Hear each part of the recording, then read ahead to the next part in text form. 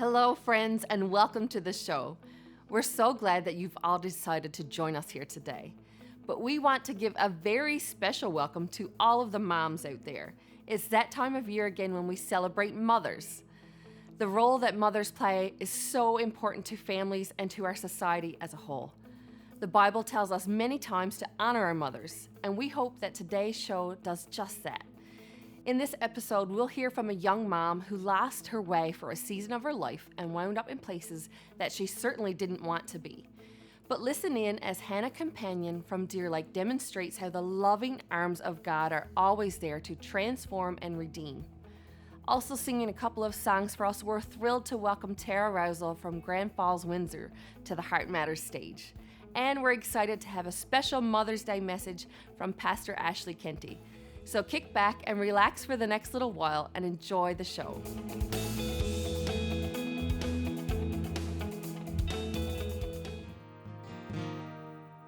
People said I'd never make it, I'd never see it through, but they don't know what keeps me going.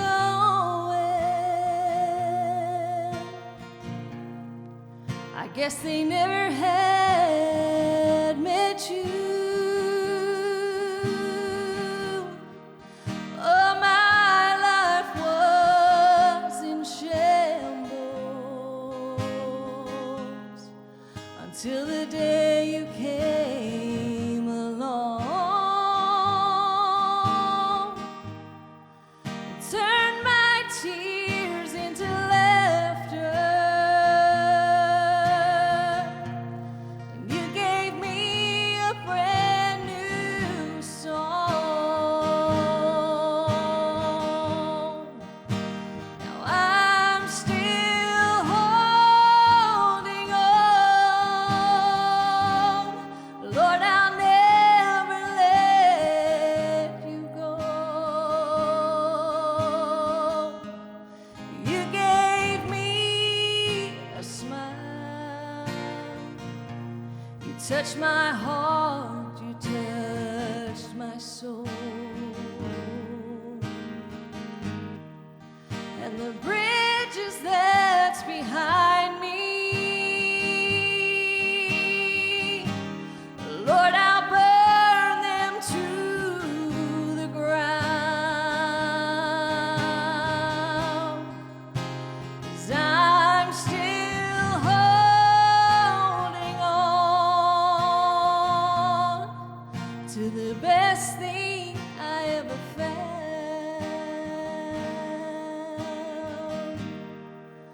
Thought it likely not to prosper, was left hanging o'er my head.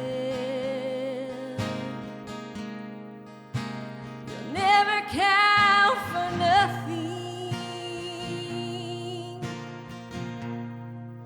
and that's what most people say. I've been known to be unsettled,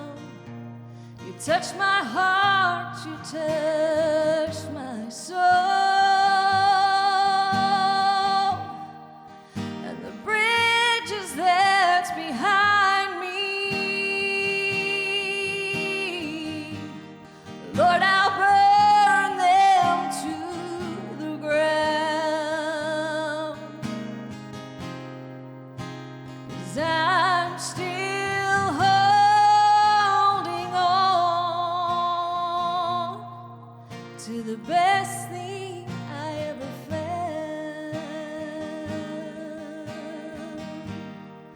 And the bridges that's behind me, Lord, I'll burn them to the ground, 'cause I'm still holding on to the best thing I ever felt.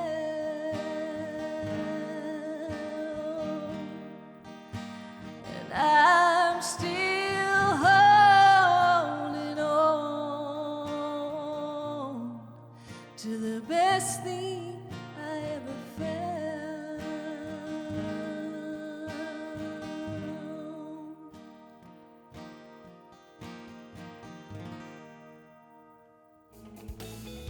Heart Matters will return in just a moment.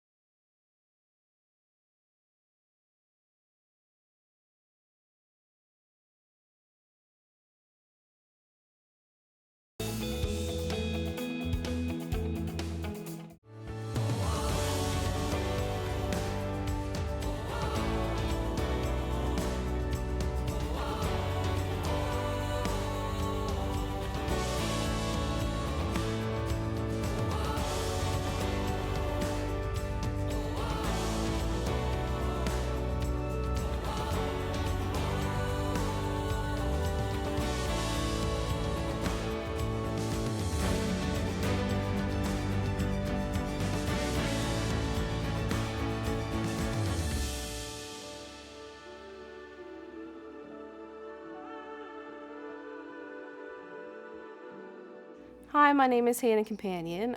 I'm originally from Springdale, but I'm currently residing in Deer Lake. So I grew up in a Christian home, my Christian parents.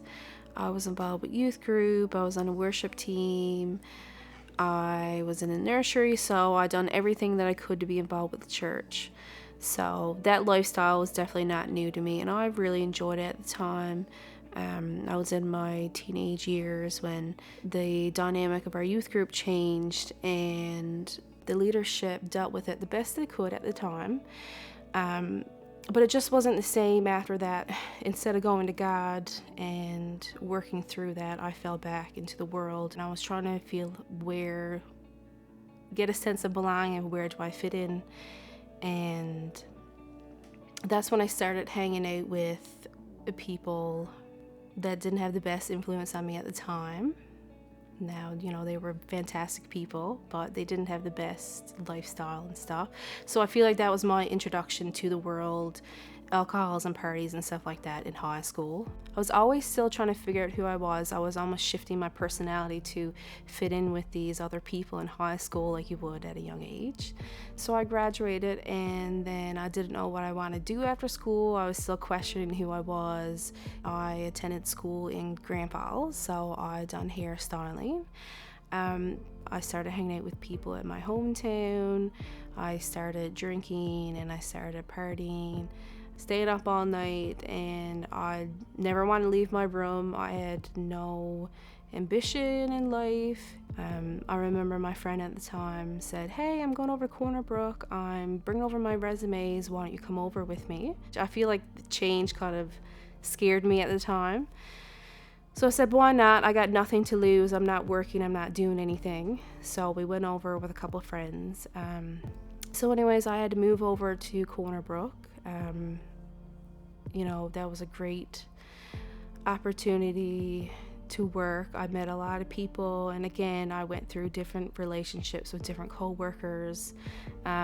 Still trying to figure out who I was. I changed my personality again to fit in with different people I used to hang out with. So I used to hang out with this person, I changed my personality for that person. I'd hang out with this co-worker, I'd change my personality again. The alcohol and partying became more of a thing. Used to love to be around people, and that's what I kind of longed for after I got after work. I always had to be around people, maybe to feel validated or that I wasn't lonely inside, probably. One Friday night I was at a friend's house and we were all drinking, we were all partying. I didn't want to leave my car there overnight, so I decided to take my vehicle home after drinking. I should have never gotten that vehicle at that time. And I was just talking to myself and being like, I shouldn't be doing this, I shouldn't be doing this. So a police car followed me all the way home to my house. I couldn't even lie at that point. I just had to tell the truth, get it all out. And before I knew it, I was in the back of a police car and I was crying my heart out.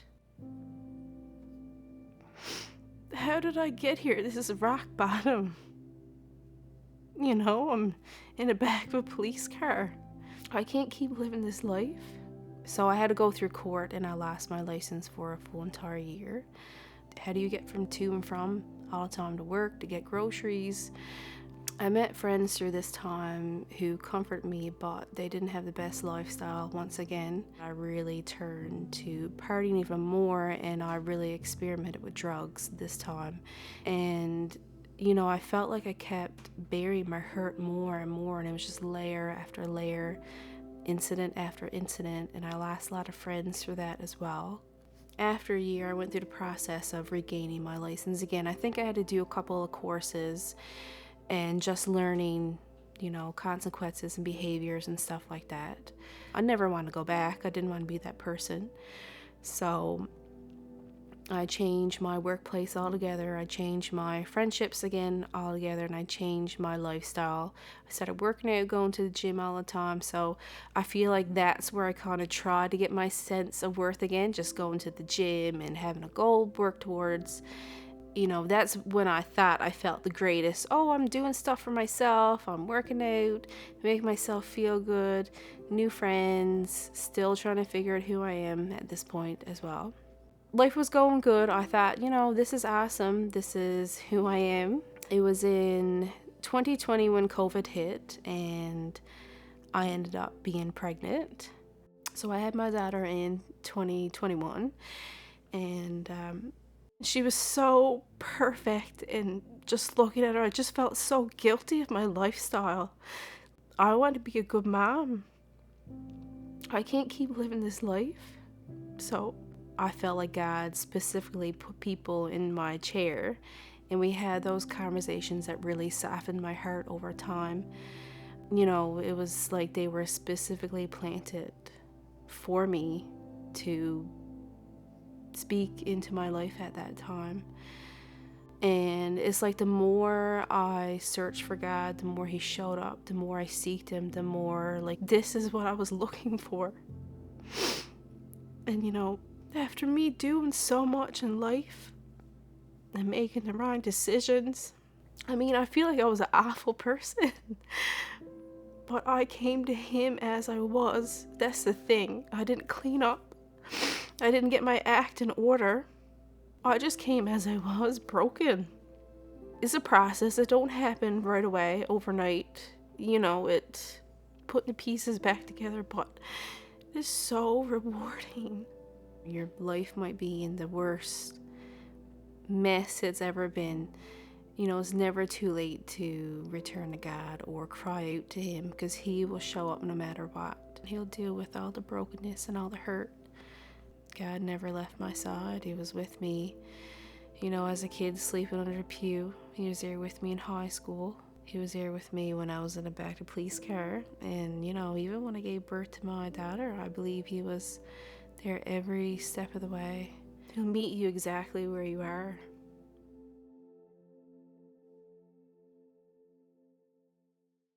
Every story, song, and message that we share here is done through people. God loves people, and so do we. That's why we want to hear from you. Have a suggestion for an upcoming show? Let us know about it. Has something you've heard on the program impacted you? We'd love to hear that too. Simply drop by our website and send us a message. And if you haven't already, follow us on social media to keep up to date on upcoming episodes and events. Still to come in today's show, a special Mother's Day message from Ashley Kentie, and more music from Tara Rowsell when Heart Matters returns.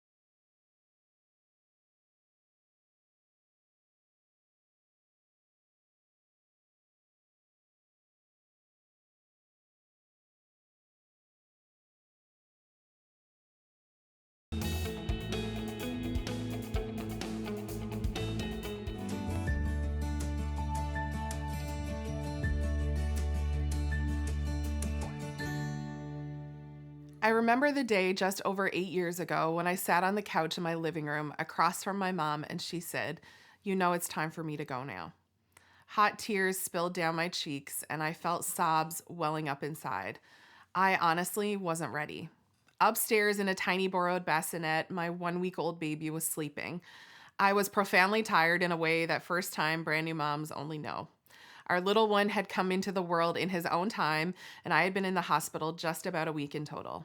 My mom, my very best friend, and along with my dad, had come to be there for the birth. She had walked me through the halls with labor pains, held my hand for the epidural, told me over and over I could do this. And when they wheeled me and our little 8-pound miracle down the hall, she was waiting with tears in her eyes to meet him.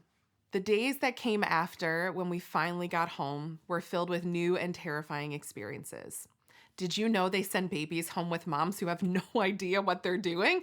They do. I know because I was one of them. My mom was so close by for those first few days while we figured out some of the toughest parts. As much as I desperately wanted her to stay, she needed to go home, and I needed to figure out how to be a mom to this little boy that God had gifted to us. I knew our goodbye wouldn't be forever. We had plans for the next visit, and FaceTime and texts and calls would get us through. She reminded me that she was just a phone call away. And in the meantime, I was surrounded by wonderful people in our church family who would also love us and our little Rowan too. I was going to be okay. We were going to be okay. She held me closely, and more tears fell. While I knew Mom had a propensity for being right, I wasn't so sure this time. I'm here to say I survived, at least to this point. I haven't hit the teen years yet, so only time will tell. And to publicly admit my mom was right. I was okay. I survived diapers and sleepless nights, Blippi and the Wiggles, feedings and fevers, blowouts and checkups, terrible twos and potty training, working and mothering, all of the things. But I did not endure a single one of them alone. My mom was just a phone call away always, and she reminded me I was not alone. And the truth was, she wasn't talking about herself. She told me I had other help, a different source of strength, hope, comfort, and peace available to me on the toughest days of mothering. It was the help she had leaned on when she raised me. My mom's mother had passed away when I was 2 months old. Grandma Ruby lost her battle to cancer before I was ever able to truly know the remarkable woman whose curls and smile I see etched on myself. I can hardly fathom that with an infant in her arms, my mom said goodbye to her mom. And in the absence, my mom leaned on Jesus and clung to his words from the Gospels. Words like, "Peace I leave with you, my peace I give you. Don't be afraid. You're worth so much more than many sparrows, and even the hairs on your head are numbered. Don't fear, because I'm with you always, even to the end. Come to me, you weary and heavy burdened one, and I will give you rest. Now is your time of grief, but I will see you again, and you will rejoice, and no one will take away your joy." That faith first lived in my grandmother Ruby, then in my mother Joy, and now lives in me. We are 3 generations of women leaning on the everlasting arms of Jesus to raise our children in this broken and sometimes difficult world. Being a mom is tough, but there's help and hope. There is not a moment we ever mother alone. Jesus truly is as close as the mention of his name. He's not alarmed or frustrated when we call on him or look to him. He's not bothered by our need, but rather welcomes us with open arms and invites us to cast our cares on him because he deeply cares for us. In him there is safety and strength. He's our strong tower. His mercies for me are new every morning, and I may hold my little one in my arms, but he is holding me and this whole world in the palm of his hands. And so, on this Mother's Day, can I just tell you what my mama told me? You're going to be okay. It is going to be okay, and you are not alone. He's got you.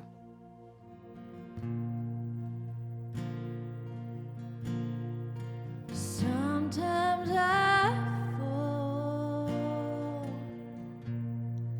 to my knees and pray. Come, Jesus, come. Let today be the day. Sometimes I feel like I'm gonna break, but I'm holding on to a hope that won't fade. So come, Jesus, come. We've been waiting so long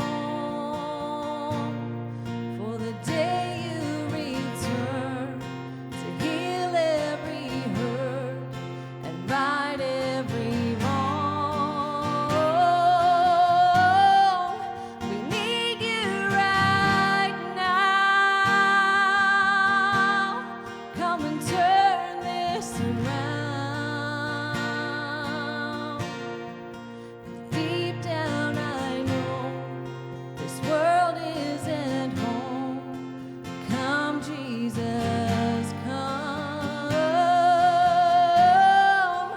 Come, Jesus, come. There be no war, and there be no chains when Jesus comes. Let today be the day. He'll come for the weak and the strong just the same, and all will believe in the power